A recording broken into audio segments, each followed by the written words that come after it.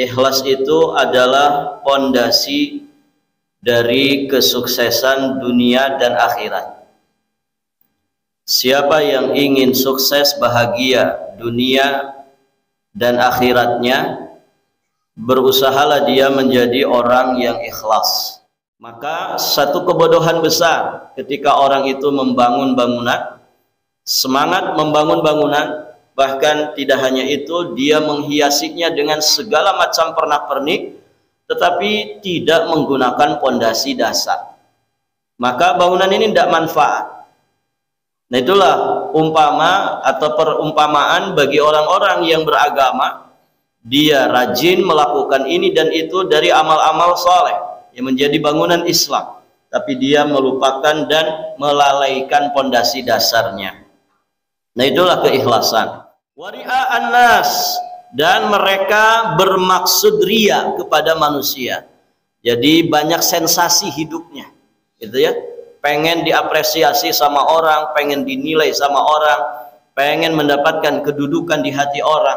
Pokoknya para jamaah yang dirahmati Allah, ya, motivasi dasarnya dari segala tindak tanduknya adalah bagaimana orang itu melihat dia sehingga dia diapresiasi dan mendapatkan penilaian. Kadang ada orang cerita begitu ya, curhat, padahal ustadz saya itu sudah ikhlas ngasih. Nah, itu ucapan begitu tuh bukan jaminan, ya. Bisa jadi ya, gara-gara dia mengucapkan seperti itu, aslinya memang dia tidak ikhlas. Masalah-masalah yang terjadi di dunia ini rata-rata setelah hati, ya, setelah hati itu dari masalah lisan. Pernah masalah apa sama istri? Pernah tidak? Sering? Jangan sering-sering. Coba masalah di rumah tangga, itu mungkin 90%-nya gara-gara maksiat lisan. Komunikasi yang tidak jalan, komunikasi yang tidak lancar, komunikasi yang rusak. So, kalau suami istri bermasalah biasanya ngapain? Diam-diaman kan? Diam-diaman.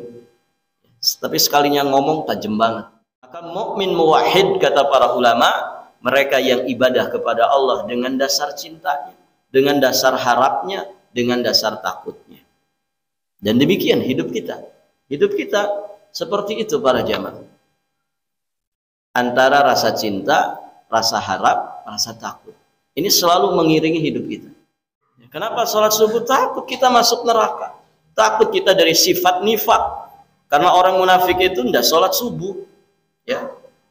Orang munafik tidak sholat subuh berjamaah. Orang munafik itu berat mengerjakan sholat subuh. Dan Masya Allah, sholat subuh itu banyak dihuni oleh menengah ke atas. Gitu. Maksudnya orang-orang tua. Gitu. Manusia-manusia metik tanpa gigi, orang-orang sudah pensiun. Nah itu para jamaah. Anak-anak mudanya kemana? Anak-anak mudanya kemana? Anak-anak mereka kemana? Cucu-cucu mereka kemana? Begitu. Nah ini masalah para jamaah. Di zaman para sahabat ada orang ngaku muslim, batang hidungnya nggak pernah kelihatan di masjid, dicurigai, Pak. Paham maksudnya? Ada orang ngaku muslim, kok batang hidungnya nggak pernah kelihatan di masjid. Orang ini pasti dicurigai. Dicurigai sebagai apa? Sebagai munafik. Oh di kita kan, anteng-anteng banget, bebas banget. Orang mau jamaah mau nggak urus. Gitu. Di zaman sahabat, orang nggak datang ke masjid, ngaku muslim mukmin, dicurigai para jamaah. Sekarang orang yang lalu lalang ke masjid yang dicurigai. Kamu ikut aliran apa? Takut orang, Pak, dengan yang lalu lalang ke masjid. Rajin amat sholat jamaah. Si amat aja nggak rajin. Wa ala alihi wa ashabihi wa mawalah. Asyhadu an la ilaha illallah wahdahu rabbi la syarikalah. Wa asyhadu anna Muhammadan abduhu wa rasuluh. Qala Allah ta'ala fi kitabihil karim. Ya ayyuhalladzina amanu taqullaha haqqa tuqatih wa la tamutunna illa wa antum muslimun, amma ba'd. فيا أيها الحاضرون اعلموا أرشدكم الله فإن أصدق الحديث كتاب الله وخير الهدي هدي محمد صلى الله عليه وآله وسلم اللهم علمنا ما ينفعنا وانفعنا بما علمتنا وزدنا علما اللهم إنا نسألك علما نافعا ورزقا طيبا وعملا متقبلا. Para hadirin jamaah salat subuh rahimani wa rahimakumullah. Alhamdulillah, kita bersyukur pada pagi hari ini Allah memudahkan kita untuk kembali melanjutkan pelajaran kita. Kita masih di pembahasan ahamiyat al-ikhlas, urgensi dari keikhlasan. Poin pertama sudah kita bahas bahwa al-ikhlas syartun min syartai qabulil amal. Ikhlas itu merupakan satu di antara dua syarat diterimanya amal ibadah. Berikutnya, di antara urgensi keikhlasan, ikhlas itu adalah pondasi dari kesuksesan dunia dan akhirat. Siapa yang ingin sukses bahagia dunia dan akhiratnya, berusahalah dia menjadi orang yang ikhlas. Ikhlas para jamaah yang dirahmati Allah merupakan pondasi dari bangunan amal yang membawa kesuksesan di dunia dan juga di akhirat. Allah Subhanahu wa taala menjelaskan di dalam satu ayat, afaman assasa bunyanahu ala taqwa minallah wa ridwanin khairun amman assasa bunyanahu ala syafa jurufin harin fanhara bih fi nari jahannam wallahu la yahdil qaumadh dhalimin. Maka apakah orang-orang yang mendirikan masjidnya di atas dasar takwa kepada Allah dan keridhaannya itu yang baik, ataukah orang-orang yang mendirikan bangunannya di tepi jurang yang runtuh, lalu bangunannya itu jatuh bersama-sama dia ke dalam neraka jahanam, dan Allah tidak memberikan petunjuk kepada orang-orang yang zalim. Ayat ini para jamaah yang dirahmati Allah menjelaskan tentang satu amalan yang mulia, amalan yang besar, yakni membangun sarana peribadatan bagi kaum muslimin, membangun masjid. Membangun masjid ini amalan yang sangat besar. Namun para jamaah yang dirahmati Allah, sebagaimana dikatakan para ulama, rubba amalin kabir tusaghiruhu an-niyah. Betapa banyak amalan yang besar menjadi kecil nilainya, bahkan berubah menjadi dosa gara-gara salah niat. Maka Allah nyatakan, mana yang lebih baik, orang yang membangun masjid karena dasar ketakwaan, ataukah orang yang membangun sebuah bangunan di tepi jurang yang runtuh dan akhirnya dia runtuh, masuk ke dalam jurang api neraka jahanam. Taib, tentu jawabannya sangat jelas. Orang yang membangun masjid dengan dasar takwa kepada Allah, itulah sesungguhnya yang akan bermanfaat, berpahala di sisi Allah Subhanahu wa taala. Nah, ini sesungguhnya gambaran bahwa orang-orang beriman, orang-orang yang bertakwa, orang-orang yang bertauhid kepada Allah Subhanahu wa taala, mereka melandasi setiap amal ibadahnya dengan keikhlasan. Berbeda dengan orang-orang kafir, motivasi mereka di dalam melakukan kebaikan bukanlah karena Allah, sehingga diumpamakan mereka seperti membangun satu bangunan di tepi jurang. Tentu para jamaah dirahmati Allah akan rawan runtuh dan roboh, dan bahkan kebanyakannya tidak bisa berdiri kokoh. Oleh karena itu, maka amal perbuatan orang yang kafir itu akan hancur berantakan, bagaikan bangunan yang rapuh tanpa pondasi yang kuat. Amal mereka ini tidak akan diterima di sisi Allah Subhanahu wa taala karena pondasinya bukan ikhlas karena Allah. Para jamaah yang dirahmati Allah, Di sini ia juga menunjukkan betapa pentingnya kita memiliki akidah tauhid, memiliki pondasi daripada agama ini. Siapa yang tidak memiliki akidah yang lurus, maka dia tidak memiliki pondasi di dalam beragama. Bagaimana ya bangunan akan berdiri kokoh kalau kemudian tidak ada pondasi yang menopang di bawahnya? Maka satu kebodohan besar ketika orang itu membangun bangunan, semangat membangun bangunan, bahkan tidak hanya itu, dia menghiasinya dengan segala macam pernak-pernik, tetapi tidak menggunakan pondasi dasar. Maka bangunan ini tidak manfaat. Nah, itulah umpama atau perumpamaan bagi orang-orang yang beragama. Dia rajin melakukan ini dan itu dari amal-amal soleh yang menjadi bangunan Islam, tapi dia melupakan dan melalaikan pondasi dasarnya. Nah, itulah keikhlasan. Para jamaah yang dirahmati Allah, di dalam beberapa ayat Al-Quran, Allah Subhanahu wa Ta'ala sering menjelaskan bahwa orang yang beramal soleh, orang yang beramal akhirat, tapi niatnya ingin mendapatkan dunia, dunia itu dikasih oleh Allah. Namun dia tidak mendapatkan jatah di kehidupan akhiratnya.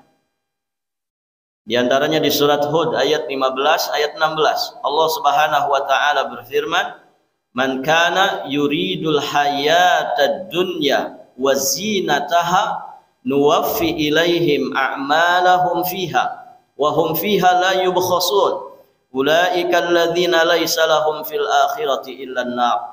Barang siapa yang menghendaki kehidupan dunia dan perhiasannya, siapa yang menghendaki, menginginkan, berambisi besar, ingin mendapatkan kehidupan dunia dengan segala macam perhiasannya, pernak-perniknya, maka kata Allah, niscaya kami berikan kepada mereka balasan pekerjaan mereka itu di dunia dengan sempurna, tanpa ada yang dikurangi. Artinya apa yang mereka inginkan Allah kasih.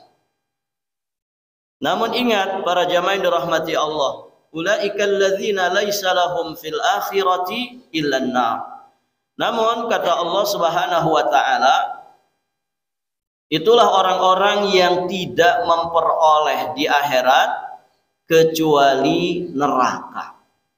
Jadi dunia yang mereka inginkan dari kebaikan, dari amal-amal solehnya, Allah berikan. Tentunya istidrajan, ya, sebagai bentuk istidraj dari Allah Subhanahu wa Ta'ala. Allah berikan apa yang mereka inginkan. Kekuasaankah, pangkat, jabatan, popularitas, harta, materi dunia, Allah kasih, Allah berikan. Bahkan para jamaah yang dirahmati Allah, nuwaffi ilaihim, Allah sempurnakan pemberiannya itu. Wa hum fiha la yubkhasun, mereka di dunia ini tidak akan dirugikan. Maksudnya betul-betul untung dunia.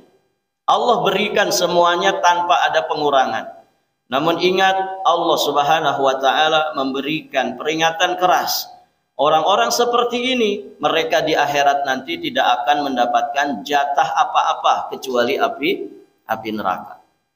Baik para jamaah, ingat kisah orang yang dicemplungkan ke neraka.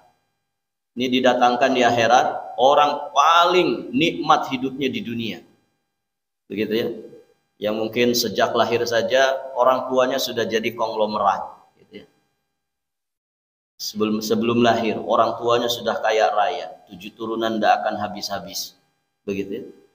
Masa kecilnya dimanja, mudanya foya-foya, gitu ya. Masa tua kaya raya karena dapat warisan. Baik para jamaah yang dirahmati Allah. Nah, nanti orang yang model begini nih didatangkan di akhirat, kemudian dicemplungin ke neraka barang sesaat, ditarik lagi ke atas, dimintai testimoninya. Apa yang kau rasakan? Apa jawabannya para jamaah? Demi Allah, aku tidak pernah merasakan nikmat sedikit pun.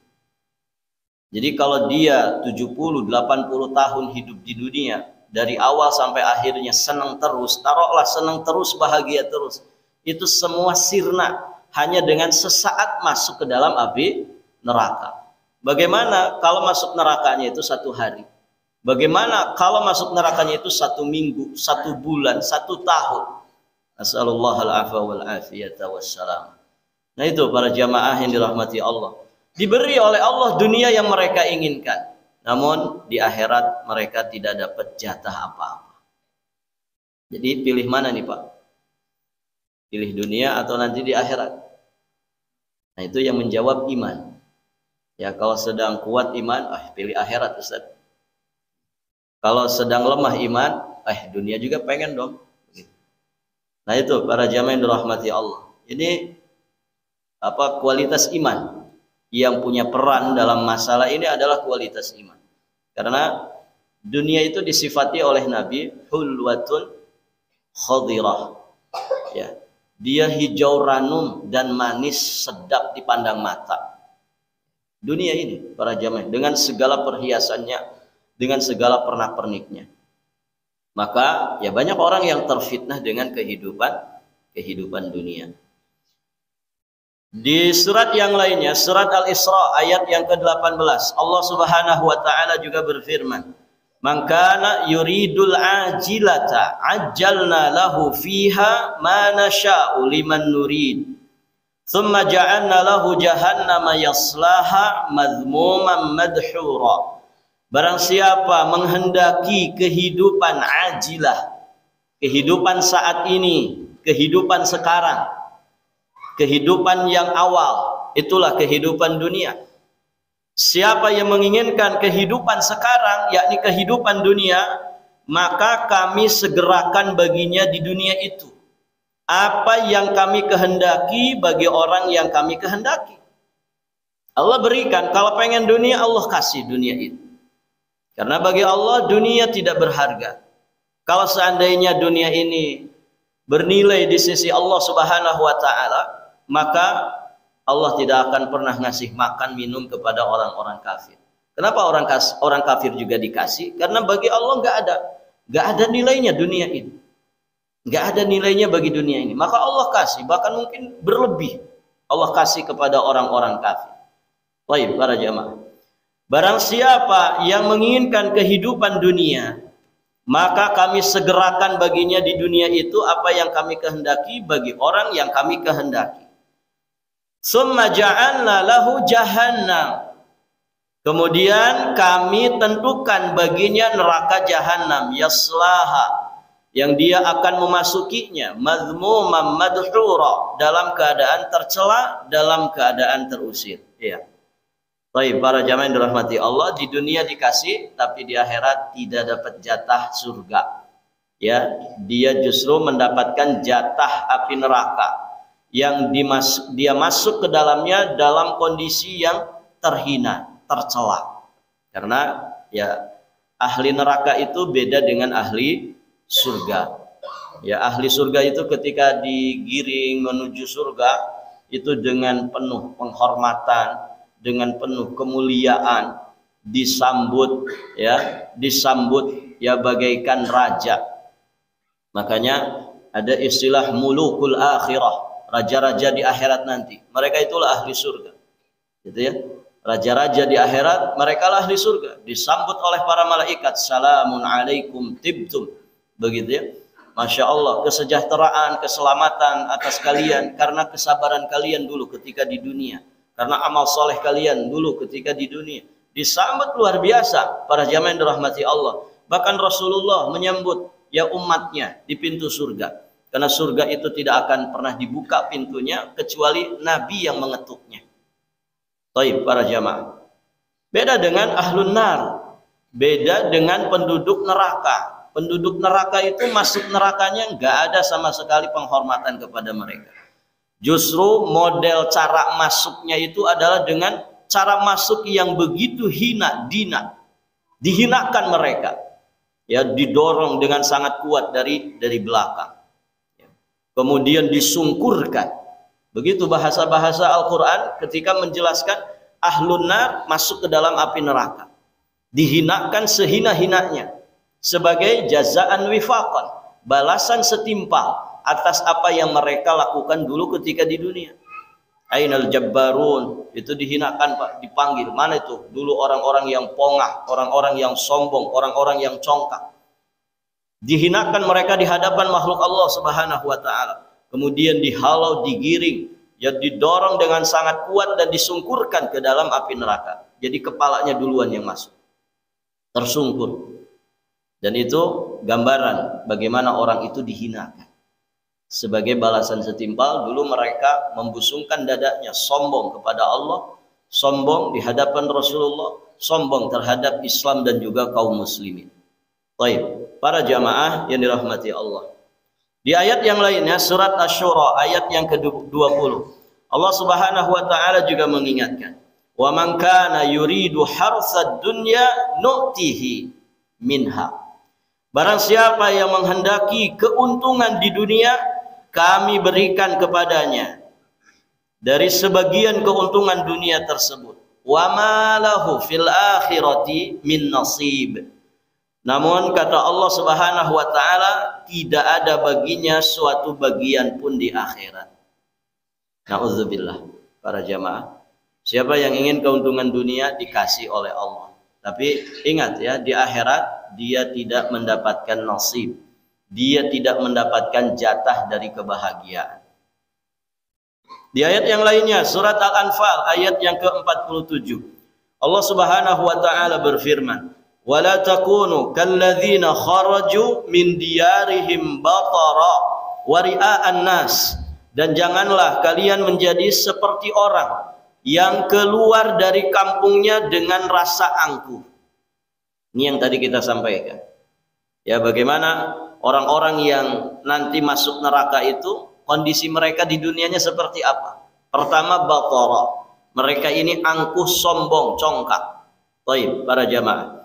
Wari'a'an nas, dan mereka bermaksud ria kepada manusia. Jadi banyak sensasi hidupnya, gitu ya. Pengen diapresiasi sama orang, pengen dinilai sama orang, pengen mendapatkan kedudukan di hati orang.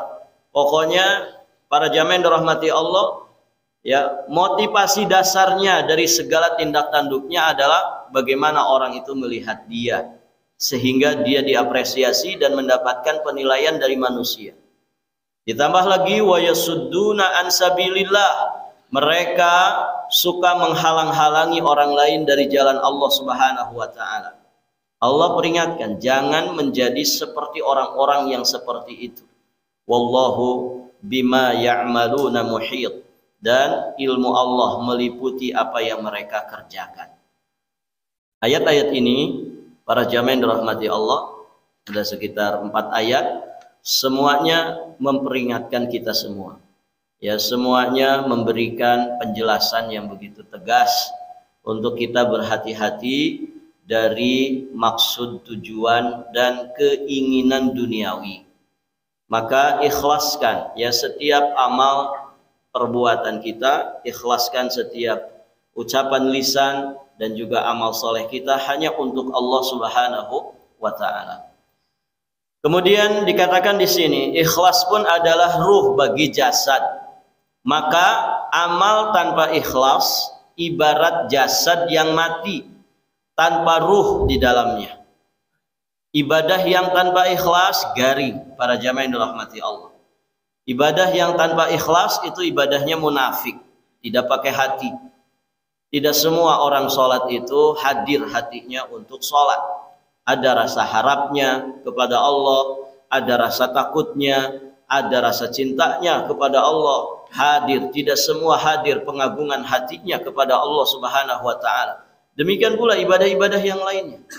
Nah, orang-orang yang ibadahnya seperti ini, para jamaah, Allah peringatkan, wa qadimna ila ma amilu min amalin faja'alnahu haba'an mansura, dan kami hadapi segala amal yang mereka kerjakan itu, lalu kami jadikan amalnya itu bagaikan debu yang berterbangan. Debu yang berterbangan, tidak ada nilainya, remeh sekali, ringan sekali, tidak bernilai sama sekali. Baik, para jamaah yang dirahmati Allah, ya, ini semua menjadi peringatan bagi kita, ya, jangan terpesona, terperdaya dengan fata morgana dunia, begitu ya. Ikhlaskan segala apa yang ada pada diri kita dari kebaikan lahir, kebaikan batin hanya untuk Allah Subhanahu wa ta'ala. Baik.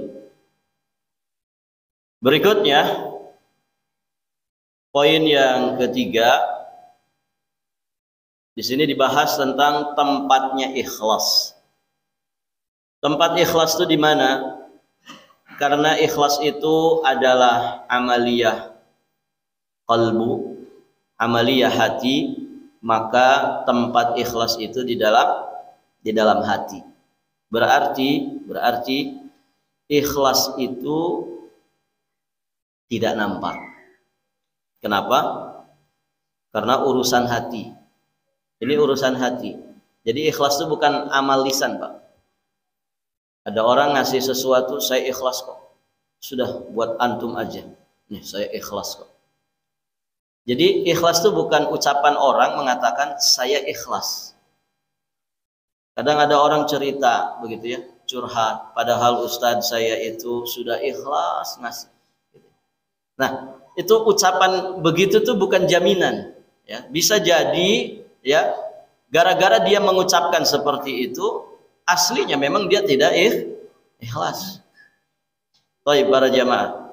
Jadi karena ikhlas ini amalan hati, berarti tempatnya di hati. Kalau ikhlas itu tempatnya di hati, berarti tidak akan bisa terdeteksi. Kecuali oleh Allah yang maha tahu isi hati manusia. Kemudian dirinya sendiri. Dirinya sendiri yang paham. Dia ikhlas ataukah tidak. Nah itu para jemaah. Jadi ini amalan rahasia sesungguhnya. Amalan yang bahkan kata para ulama ini menjadi bentengnya hati. Ketika orang itu ikhlas, dia seperti punya benteng di dalam hati. Ya, yang benteng ini setan aja nggak bisa mendobraknya. Ya kan? Makanya semua manusia akan digoda, disesatkan oleh syaitan. Semua manusia akan diwaswasi oleh syaitan. Satu saja setan takluk. Illa ibadaka minhumul mukhlasin. Ya, hanya hamba-hambamu ya Allah yang ikhlas, yang tidak bisa aku dobrak ini benteng hati. Dia benteng hati. Ketika hati tersebut baik karena diramaikan oleh penghuninya berupa keikhlasan, maka seluruh anggota badannya ikut baik. Apabila hatinya itu tanpa benteng keikhlasan ini, berarti hati ini hati yang hancur, hati yang rusak. Ya, kenapa? Karena diisi dengan segala sesuatu yang merusaknya. Di antaranya riyaknya, sum'ahnya, ingin dikomen baik oleh manusia, dia selalu mengusahakan kecintaan manusia, pujian dan sanjungan manusia, ditambah lagi dengan kerakusan terhadap apa yang ada pada tangan manusia. Maka para jamaah yang dirahmati Allah, ketika hati rusak seperti ini, seluruh anggota badannya pun akan dikerahkan untuk menghasilkan tujuan-tujuan yang hina tadi. Begitu. Para ulama mengumpamakan hati itu seperti komandan. Nah, pasukannya itu ya anggota tubuh kita ini. Mata, hidung, mulut, telinga, tangan, kaki, kemaluan, perut. Ya, ini semua bala tentaranya hati. Kalau pemimpin itu baik, insya Allah rakyatnya pun akan baik. Tapi kalau pemimpinnya, rajanya sudah rusak, ya, maka para jamaah yang dirahmati Allah, biasanya rakyatnya pun ikut rusak. Baik, para jamaah yang dirahmati Allah, maka Nabi Shallallahu Alaihi Wasallam menegaskan di dalam hadis, ala wa inna fil jasadi mudghah. Ketahuilah di dalam jasad itu ada sekerat daging. Idza salahat salahal jasadu kullu wa idza fasadat fasadal jasadu kullu ala wahiyal qalbu. Ingatlah bahwa sesungguhnya di dalam jasad itu ada segumpal daging, ada sekerat daging. Ini sekerat daging ini menjadi penentu ya bagi organ tubuh yang lainnya. Apabila dia baik, maka baiklah seluruh jasadnya, dan apabila dia buruk, maka buruklah seluruh jasadnya. Ketahuilah kata Nabi, sekerat daging itu adalah hati. Ada 3 kerat daging Pak yang harus dijaga pada jasad kita itu. Bukan hanya menjaga kesehatannya saja, tapi dijaga ya keselamatannya secara maknawiyah. Kerat daging pertama jantung hati kita ya.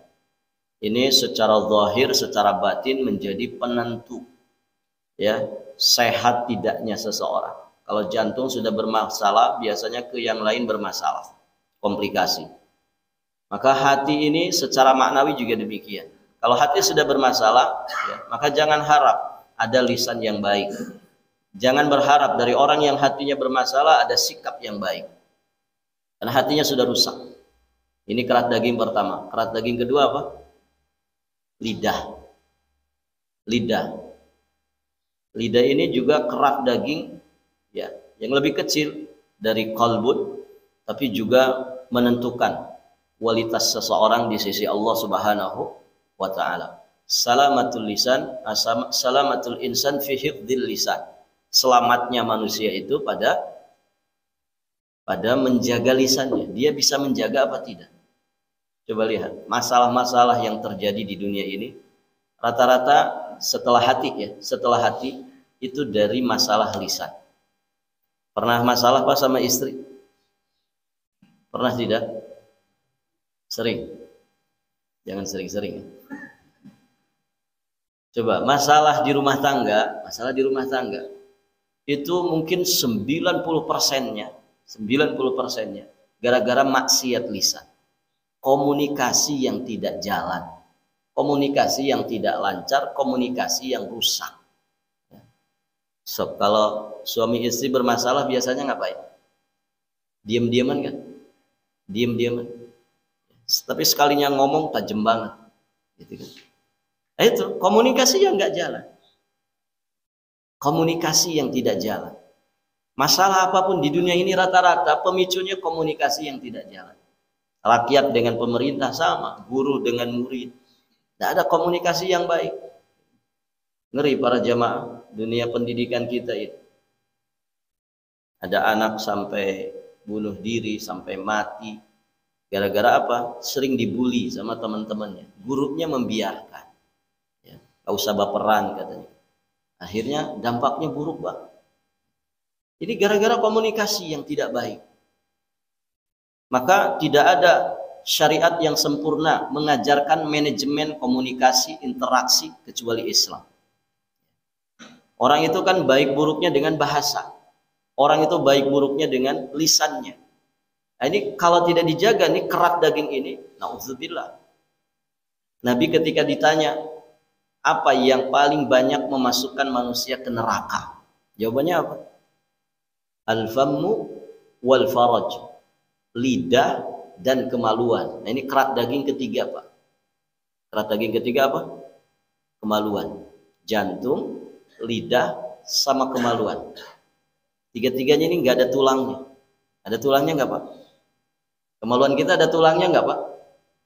Tidak ada. Dia kerat daging. Kerat daging. Lidah kita juga kerat daging. Jantung kita juga kerat daging. Ini kalau tidak dijaga nih, 3 kerat daging ini celaka manusia. Yang paling inti dari 3 ini adalah jantung. Jantung ini, hati ini, qalbun ini. Kalau tidak dijaga para jamaah yang dirahmati Allah, maka rusak lisan kita, rusak mata kita, rusak telinga kita, rusak tangan kaki kita, rusak semuanya.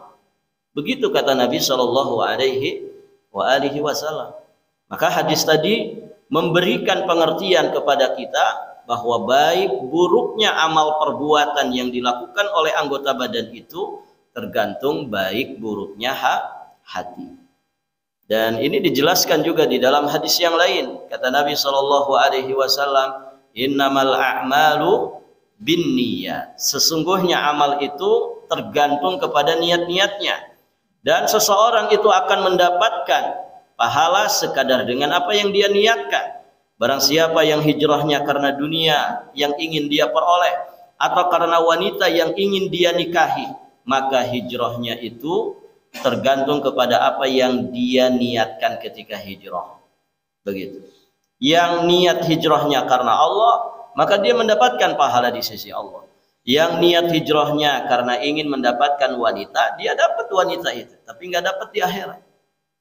Yang hijrahnya karena dunia, dia dapat dunia itu, namun di akhirat dia tidak mendapatkannya.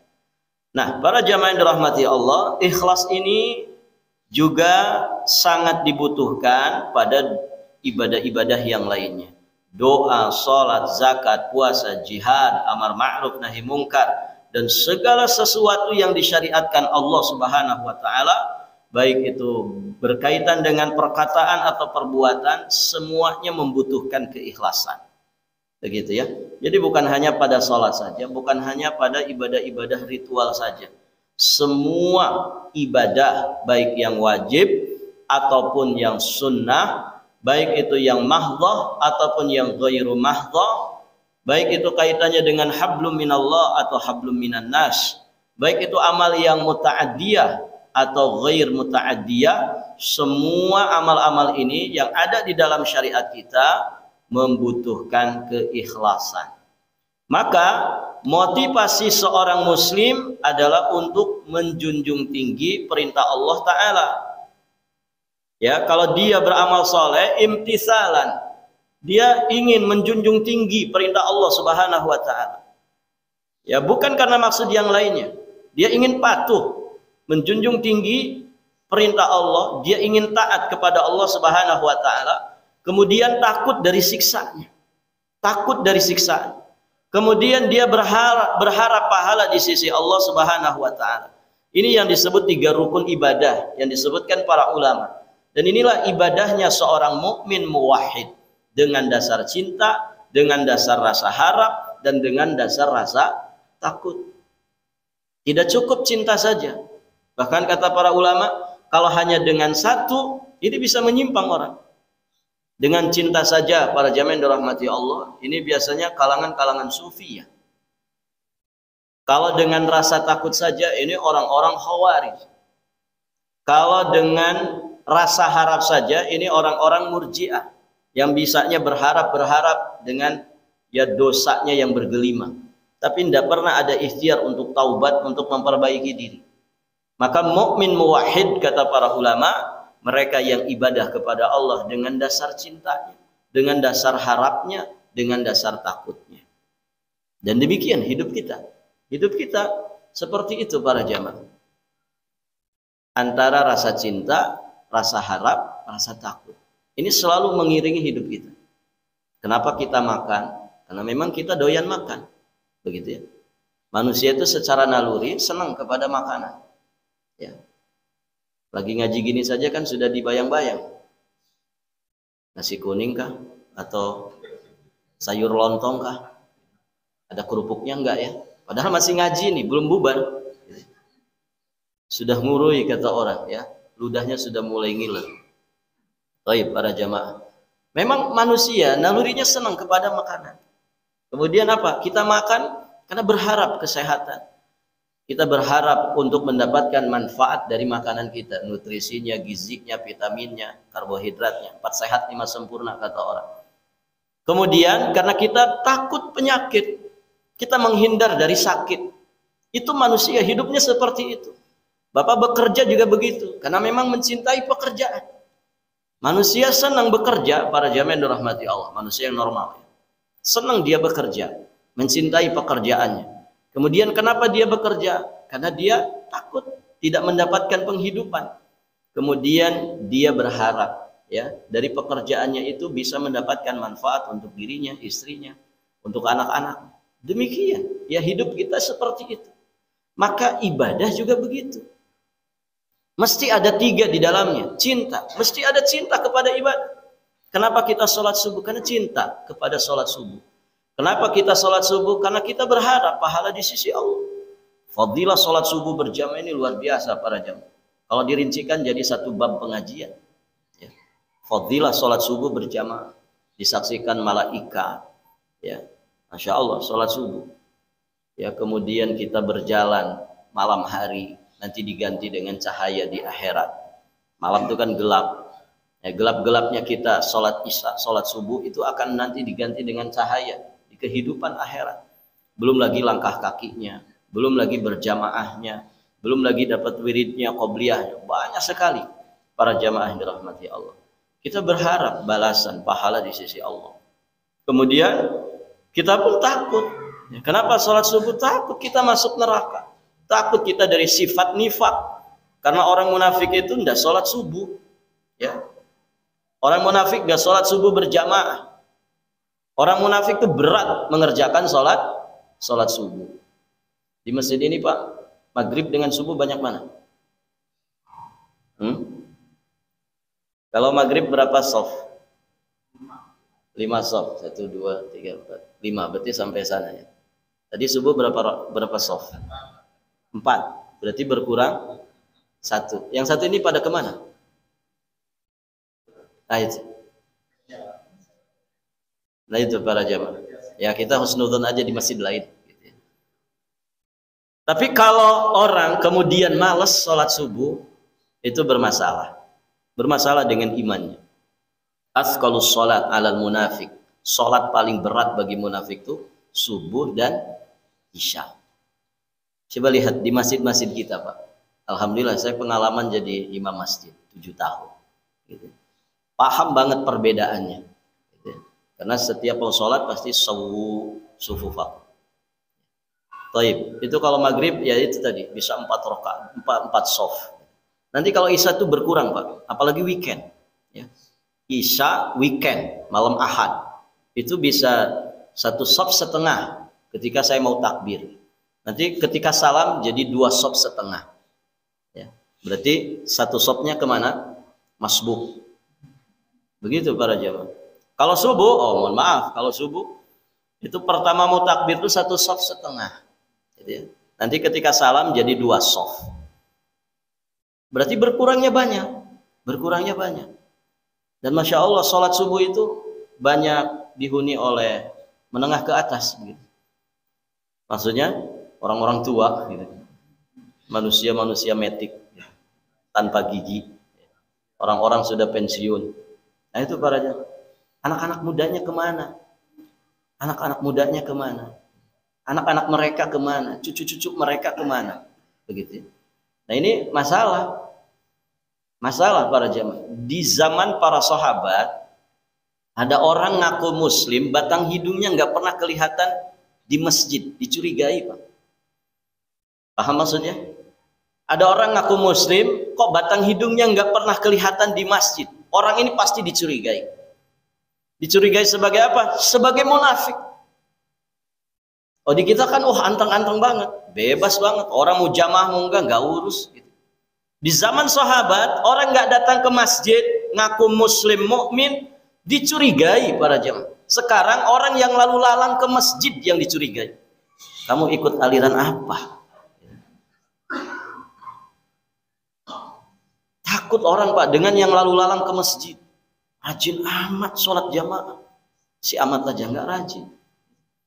Dicurigai para jamaah. Orang yang rajin ke masjid itu dicurigai. Hati-hati loh. Kamu ikut aliran teroris. Na'udzubillah. Di zaman sahabat yang dicurigai itu orang yang nggak ke masjid. Ini perbedaan zaman. Itu para jamaah yang dirahmati Allah. Jadi semua kegiatan yang kita lakukan dalam keseharian kita mesti 3 perkara ini mengiringinya. Apapun itu, entah itu urusan duniawi, lebih-lebih urusan akhirat. Makanya aneh kalau ada orang ya untuk urusan dunia 3 konsep ini dipakai. Ada rasa cinta, rasa takut, kemudian rasa harap. Tapi untuk urusan ibadah nggak dipakai.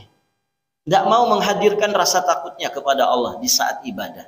Nggak mau menghadirkan rasa cinta kepada Allah di saat ibadah. Malas sebetulnya sholat subuh itu. Ya, cuman istri aja cerewet di rumah. Ayo namas, sholat subuh namas. Sebetulnya malas. Jadi nggak ada cintanya, nggak ada cinta ke sholat subuh, nggak ada sama sekali. Nggak ada harapnya, nggak mengharap apa-apa. Makanya orang munafik itu kalau sholat, kalau iya beneran sholat, idza qamu ila sholati qamu kusala. Mereka tuh kalau sholat, sholatnya malas sekali. Malas, karena nggak pakai hati. Orang kalau nggak pakai hati kan begitu, para jemaah. Malas, ngapain juga. Aslinya nggak mau. Nah, kalau untuk urusan dunia kok dipakai tiga konsep ini? Ada cintanya, ada harapnya, ada takutnya. Tapi untuk ibadah kenapa nggak dipakai? Ibadah hanya sekedar rutinitas harian, garing, tanpa makna, tanpa penghayatan, tanpa peresapan. Memang puluhan tahun sholat itu, tapi nggak ada bekas-bekas. Nah, jangan sampai seperti itu. Jika ada orang ibadahnya seperti itu, ini masalah di hati.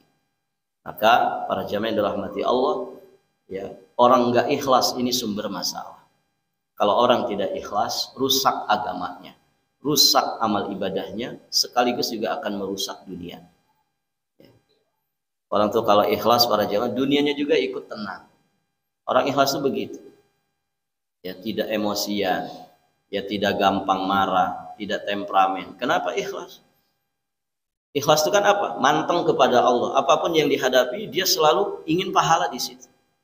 Bahkan pada sesuatu yang orang lain tidak memandang, di situ ada pahala, orang-orang ikhlas itu selalu memburu pahala di situ. Nah, begitu para jamaah yang dirahmati Allah. Kita cukupkan sampai di sini dulu pembahasan kita. Insya Allah nanti kita lanjutkan di kesempatan berikutnya. Insya Allah ta'ala. Barakallahu fikum. Akhiru da'wana alhamdulillahi rabbil alamin. Jika ada pertanyaan sebelum ditutup, dipersilahkan.